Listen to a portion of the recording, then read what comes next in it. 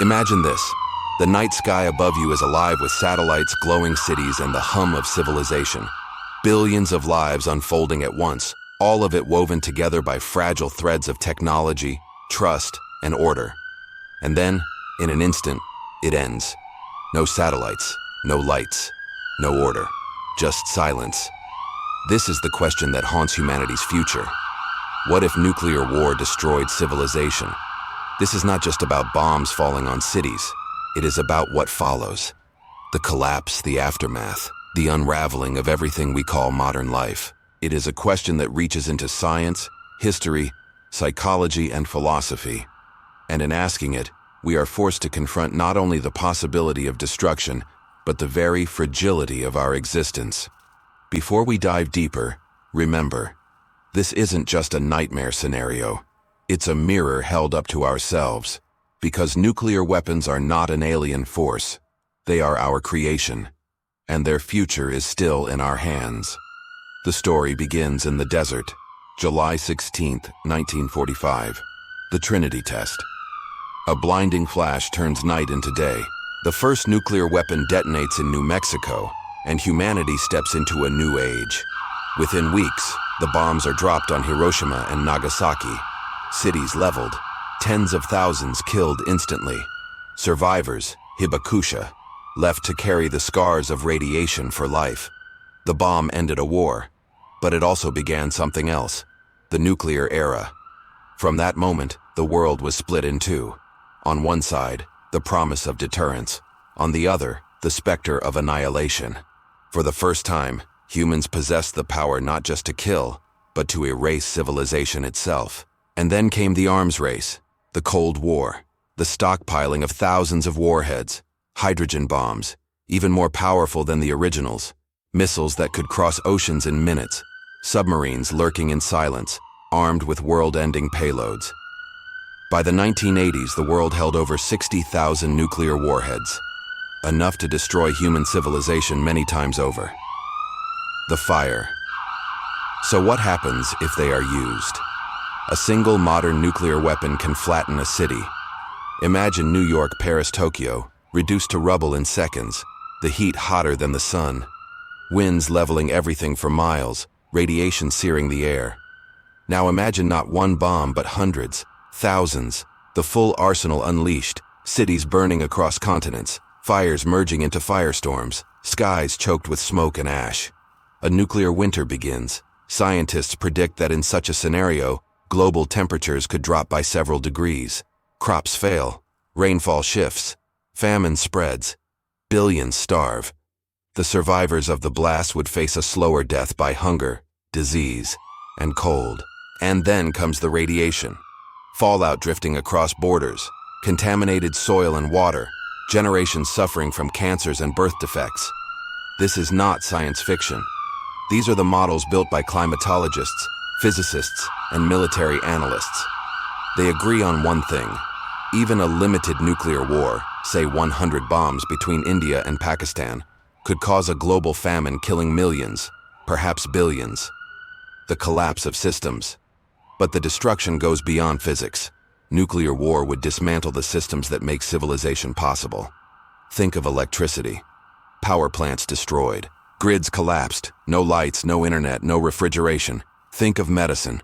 Hospitals gone. Supply chains shattered. Life-saving drugs, vaccines, antibiotics, vanished. Think of governance. Governments decapitated. Leaders killed. Laws and order crumbling as chaos spreads. Civilization is a web of interdependence. Cut enough strands, and the whole web falls apart. Nuclear war doesn't just cut, it shreds. The human cost. And yet, behind every number, every million, every billion, is a person. Think of families separated in the chaos, children searching for parents, survivors digging through rubble, entire cultures erased in minutes. The human mind struggles to grasp such scale. But this is what nuclear war really means. Not just statistics, but lives, billions of them, snuffed out, changed forever, or condemned to endure a world unrecognizable from our own. Nuclear winter and extinction. Could humanity itself go extinct? Some scientists believe yes. If the fires are vast enough, if the smoke lingers long enough, photosynthesis could collapse. The food chain would unravel from plants upward. Humanity might join the long list of species wiped out by catastrophic change. Others believe pockets of survivors might endure. Underground bunkers, remote islands, areas spared from direct blasts. But surviving is not the same as living.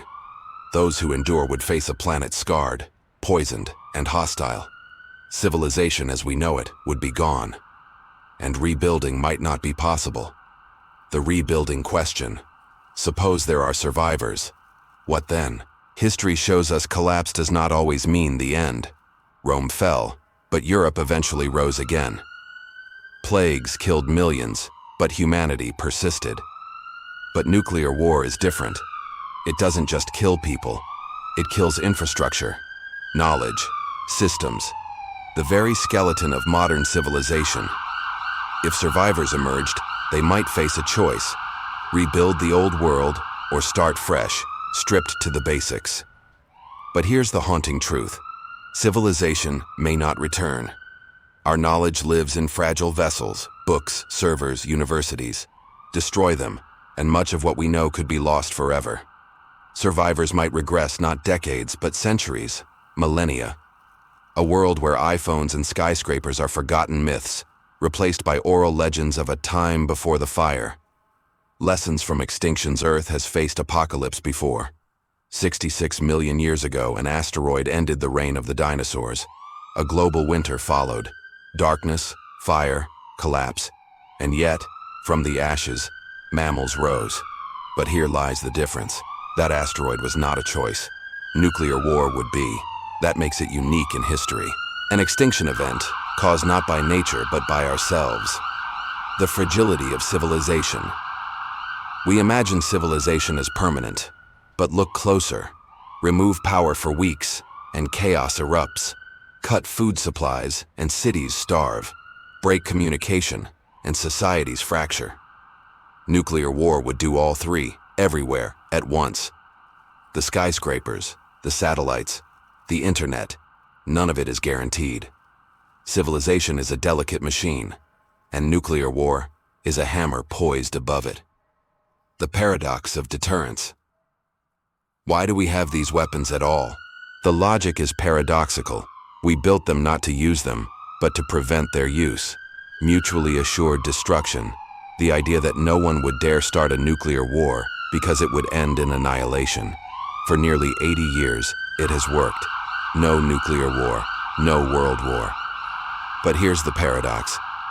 Every year we avoid catastrophe feels like proof that deterrence works. But every year is also another spin of the wheel. The longer the game continues, the higher the risk of failure. We are balancing on the edge of a knife, and no one knows how long we can stay there. The human element. In the end, nuclear weapons are not about technology. They are about people. Every critical moment in nuclear history has come down to individuals. Harry Truman deciding to use the bomb. Nikita Khrushchev backing down in Cuba. Stanislav Petrov refusing to trust a false alarm. Civilization's survival has rested, again and again, not on the bomb, but on human judgment. And this is what makes the danger so profound. Because humans are fallible, we get angry, we misinterpret, we panic. Nuclear war is not just a technical risk, it is a human one. Can we escape the shadow? Is there a way out? Some argue abolition, dismantle every warhead, erase every arsenal. But nations hesitate. Each fears disarming first. Each fears being left vulnerable. Others argue that nuclear weapons, paradoxically, have kept the peace, that without them, conventional wars might have erupted again and again, and so we remain trapped. Weapons too dangerous to use, but too dangerous to give up. Unless we break this paradox, the shadow of nuclear fire will remain. Final thought experiment. So, what if nuclear war destroyed civilization? The answer is grim. Cities gone, billions dead, civilization erased. But it is not hopeless, because humanity is more than its cities, more than its governments, more than its machines. We are survival. We are adaptation. We are memory and imagination. Perhaps in the ruins, survivors would carry forward not only fear, but wisdom. The vow, never again. If civilization ends in nuclear fire, the story of humanity doesn't have to. The next chapter would depend on us, on whether we choose to learn or repeat the same mistakes. Picture the last satellite going dark, the last skyscraper falling, the Earth shrouded in smoke. That is one possible ending. But picture two, another. A world where the weapons of fire remain silent, relics of a darker age. A world where humanity steps back from the brink. We stand at a crossroads. One path leads to destruction, the other to survival. And the choice, as it has always been, lies in our hands.